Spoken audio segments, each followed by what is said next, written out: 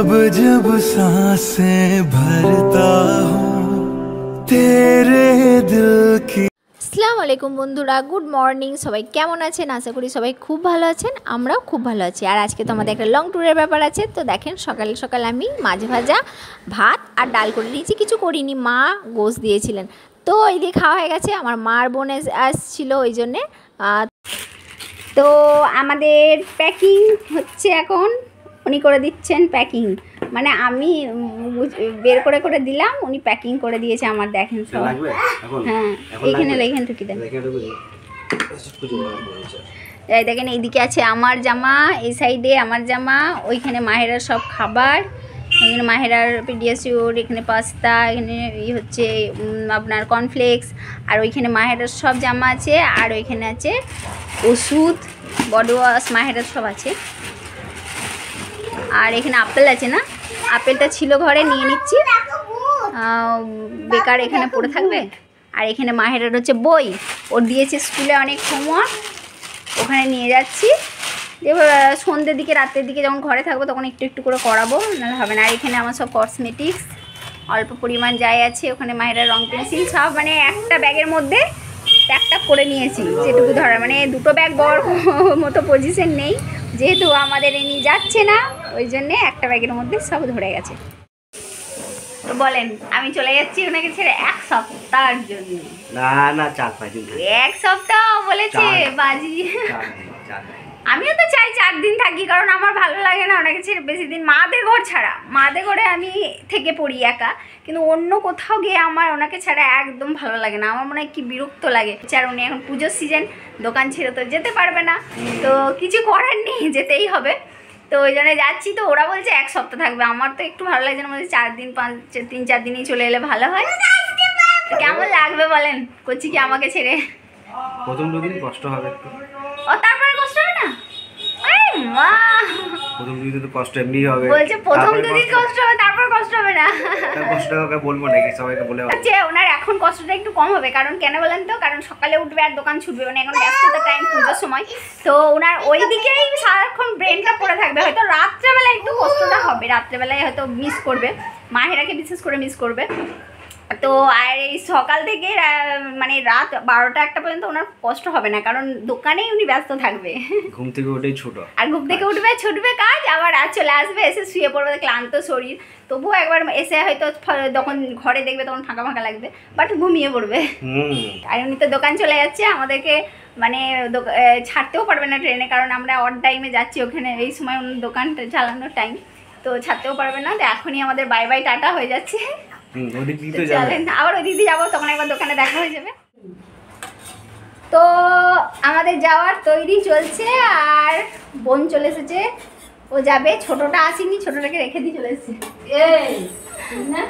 তো বোন আর মা এসেছে, ওরা যাবে, বোন যাবে, আর ছোটটারও যাওয়ার কথা ছিল, কিন্তু ছোটটাকে নিয়ে যাবো, প্রথমে নিয়ে যাবো না বলেছিলাম, তারপরে বলেছিলাম নিয়ে যাবো, বাট ওকে ওর মা যা হোক করে বুঝিয়ে নিয়েছে, তো যাই হোক ও যাবে। তো এখন খাওয়া দাওয়া করছি, তারপরে রেডি হবো তাড়াহুড়ো করে। তো চলেন, পরে আপনার সাথে দেখা। হেভি লাগছে তোকে ক্যামেরাতে, কি বলবো।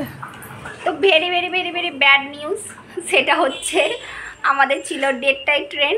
আমি দেখেন রেডি হয়ে গেছি, অলমোস্ট রেডি হয়ে গেছি, লিপস্টিকও পরা হয়ে গেছে, জাস্ট একটু টিপ পরতাম হয়ে যেত, তো ড্রেসও পরা হয়ে গেছে, সব হয়ে গেছে, বাট আমাদের 1:30টার ট্রেনটা আছে ক্যান্সেল। এখন সেই 5:30টায় ট্রেন, এরকম করেই বসে থাকো 5:30 পর্যন্ত। তো যাই হোক, ভালোই হয়েছে, আগে থেকে জানা হয়ে গেছে, স্টেশনে গিয়ে জানলে আরও অসুবিধা ছিল না, আমরা চলে আসতাম, কাছে আমাদের স্টেশন। তো এটাই হচ্ছে ব্যাপার। তো চলেন আবার 5:30 পর্যন্ত ওয়েট করি, তারপর যাচ্ছি। তো এখানে দেখেন আমি মা, দোলা ভাই আবার মাহেরার জন্য আমার জন্য 2টো জামা কিনে নিয়ে এসেছে, সেগুলোও একবার নতুন করে প্যাকিং করে নিচ্ছি। আমাদের নিতে সব করে দিয়ে গেছে, আমি একবার করে নিচ্ছি, আর রেডি হয়ে গেছি, বাট আমাদের ট্রেন ক্যান্সেল, ওই জন্যে লেট হচ্ছে। তো আবার বিকালে আমরা চলে এলাম, স্টেশনে পৌঁছে গেছি। দেখেন কত ব্যাগ, আমাদের লাগেজ দেখেন। তো সবাই লাগেজ নিয়ে ব্যস্ত, আমি ফোন নিয়ে ব্যস্ত নয়, আমি একবারই ভিডিও করার জন্য নিয়েছিলাম, জাস্ট ছোট্ট একটু করে ক্লিপ নিচ্ছি আপনাদেরকে দেখানোর জন্যে। তো দেখেন আমরা একটা লং ট্যুরে যাচ্ছি, তো আমাদেরও আনন্দ হচ্ছে, আপনাদের সাথে সেই আনন্দটা আমি শেয়ার করছি। তো সবাই আমার সাথে আমার আনন্দে সামিল হন এবং আমার সাথে থাকেন। আর দেখেন কত লাগেজ হয়েছে আমাদের, আর দেখেন মারিয়াম সব আছে, সাথে। আর এখানে আমি কথা ভয়েস দিচ্ছি, সব অনেক নয়েজ আছে, একটু আবার। বন্ধুরা আমরা এখন স্টেশনে দাঁড়িয়ে, ট্রেন দেরি আছে, ট্রেন আসবে, যাবো, লেটস গো। কোথায় যাচ্ছি দেখা যাক, চলেন আপনারাও আমার সাথে। তো বন্ধুরা অবশেষে আমাদের ট্রেন চলে এসেছে। আর দেখেন ট্রেনে কত ভিড়, ও মাই গড, পুজোর সিজন, ট্রেনে ভিড়, জায়গায় পাইনি। মাহের আগে জাস্ট একটু বসে,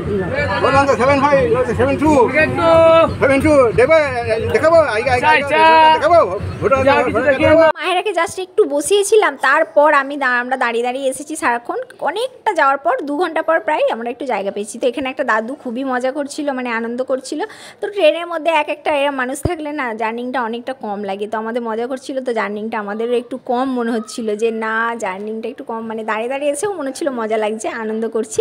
তো অনেকক্ষণ পর জায়গাটা আমরা পেয়েছিলাম, তো আপনারা দেখতেই পাবেন। আমি একটু হালকা হালকা করে ক্লিপ নিয়েছি, আমাদের সাথে শেয়ার করছি, তো আপনারা দেখতে থাকেন। আর বন্ধুরা একটু বয়স হয়ে গেলে যেমন মজা করে না, তেমনই দাদু মজা করছিল, তো সেটাই আমরা এনজয় করছিলাম।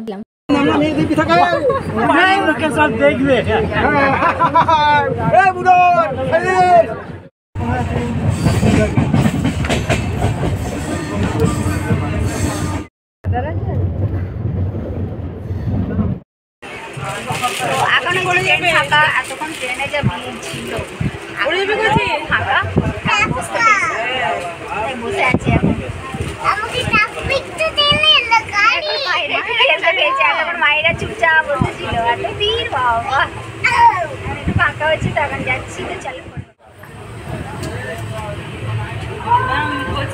বাড়িতে আছি, মুখ দেয় সিটে। আপনি যাবেন এদিকে? হ্যাঁ হ্যাঁ,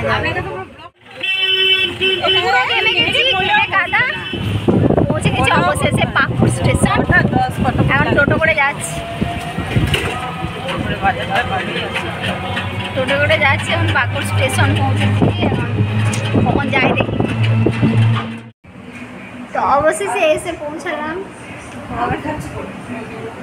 এখন খাওয়া দাওয়ার পাল্লা চলছে, রাত হয়ে গেছে, তো এখন হবে ভাত খাওয়া, যেহেতু অনেক রাতে পৌঁছেছি। ওগুলো হচ্ছে গুড মর্নিং। কালকে রাতে ঘুরেছে, মানে ক্লান্তিতে শুয়ে পড়েছিলাম খেতে, তো ব্লগটা শেষ করা হয়নি। তো আজকে আমি ব্লগটা শেষ করছি। সবাই খুব ভালো থাকবেন, সুস্থ থাকবেন, হাসতে থাকবেন, খুশি থাকবেন, আর আমার ভিডিও দেখতে থাকবেন। আর ভিডিওটা কেমন লাগলো, যদি ভালো লাগে অবশ্যই লাইক শেয়ার কমেন্ট করবেন, চ্যানেলটাকে সাবস্ক্রাইব করে দেবেন, পাশে থেকে বেল আইকনটা প্রেস করে দেবেন। তো চলেন, আল্লাহ হাফিজ।